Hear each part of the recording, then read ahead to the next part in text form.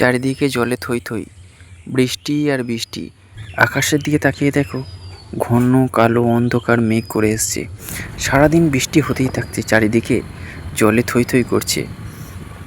বেশ অল্প কিছুদিন বৃষ্টি হলে বেশ ভালো লাগে, কিন্তু লাগাতার এতদিন ধরে বৃষ্টি হয়ে যাচ্ছে যে ধৈর্যের বাঁধ ভেঙে যাচ্ছে, আর ঠিক ভালো লাগছে না। কেমন যেন ওয়েদারটা কেমন হয়ে গেছে, যেন মানুষের সঙ্গে প্রতিশোধের খেলায় মত্ত হয়ে উঠেছে ওয়েদারটা।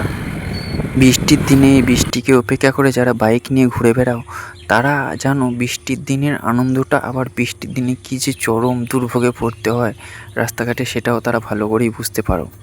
দু একদিন বৃষ্টি হলে সবাইকারই বৃষ্টিটা রোম্যান্টিক মনে হয়, কিন্তু যখন লাগাতার এরকম বৃষ্টির মধ্যে থাকতে হয় তখন আর ঠিক ভালো লাগে না, কেমন যেন একটা দম বন্ধ হয়ে আসে।